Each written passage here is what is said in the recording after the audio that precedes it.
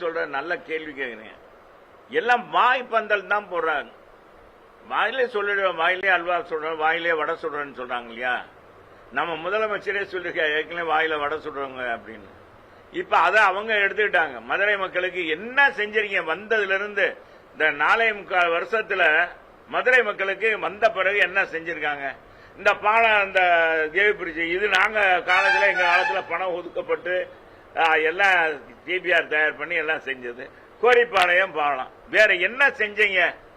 ஏங்க 48 கோடிக்கு போய் ஏறுதழுவுன்னு ஒரு கட்டடம், ஜல்லிக்கட்டுக்கு ஒரு மைதானம், அவ்வளவு ரூபாய் செலவழிக்கணும், மக்கள் வரி பணம் எங்க போய் கட்டுறாங்க பாருங்க.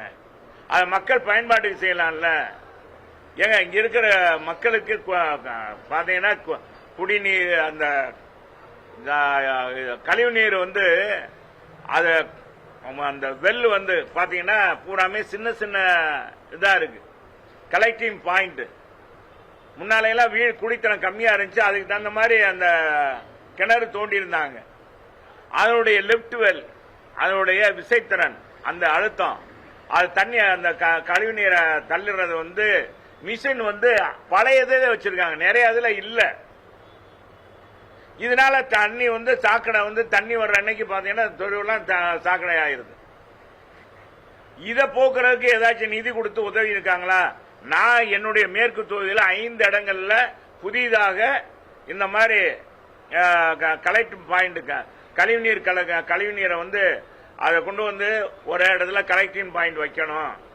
அது ஏற்கனவே இருக்கிற 3 இடங்கள அது 7 இடங்களா மாத்தணும், 8 இடங்களா மாத்தணும். அதில் நிதியெல்லாம் கேட்டிருந்தா அதுக்கு முதலமைச்சருடைய உங்கள் தொகுதியில் உங்க முதலமைச்சர் கொடுத்திருந்தார். அது என்ன சொன்னாங்க? மாநகராட்சி நிர்வாகமே செய்யும் அப்படின்னு சொல்லிட்டு செய்யல. இந்த மாதிரி நிர்வாகம் என்ன புது திட்டம் கொண்டாந்துருங்க. அதே மாதிரி தொழில் கேரிடர் கொண்டு வருவாங்க. தொழில் கேரிடர் எங்க காலத்திலே கொண்டு வந்ததே செயல்படுத்தல. இந்த விமான நிலையத்தை சர்வதேச விமான நிலையமா மாத்துறதுக்கு 2 மாசத்துல நிலம் எடுப்போம்னு நம்ம பிடிஆர் பழனிவேல் தியாகராஜன் சொன்னார். 2 மாசம் ஆகலையா? ஆட்சியில் அமர்ந்த உடனே சொன்னார் 2 மாசத்துல நிலம் எடுத்து நம்ம விமான நிலையம் விரிவாக்கப்படும். ஆனா இன்னைக்கு தூத்துக்குடி விமான நிலையம் எதனால விரிவாக்கம் பண்ணுங்க? கனிமொழி எம்பி இருக்கிறதுனால. இன்னைக்கு பாத்தீங்கன்னா நமக்கு பிறகு உருவாங்கின விமான நிலையம் பாத்தீங்கன்னா மிகப்பெரிய அளவுக்கு விஸ்திரம் பண்ணியிருக்காங்க.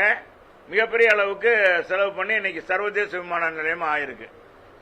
அதே மாதிரி நேரு இருக்கிற திருச்சி விமான நிலையம் பாத்தீங்கன்னா சர்வதேச விமான நிலையம் மாதிரி அதை மிகப்பெரிய அளவுக்கு பணம் ஒதுக்கீடு பண்ணி அதை செலவு பண்ணி இன்னைக்கு சர்வதேச விமானமாக மாத்திருக்காங்க. ஆனா மதுரை விமான நிலையம் சென்னை விமான நிலையத்துக்கு அடுத்து இது உருவாக்குனது வந்தது. ஆனா இதுவரைக்கும் ஒண்ணுமே செய்யல. அவரும் நம்ம பிடிஆர் சொல்லிட்டு அவர் பாட்டு போயிட்டார். இதான் நடக்குது. பிளே ஸ்டோர் மற்றும் ஆப் ஸ்டோரில் இருந்து பாலிமர் செயலியை QR கோடு மூலம் பதிவிறக்கம் செய்யுங்கள். செய்திகளை உடனுக்குடன் பெறுங்கள்.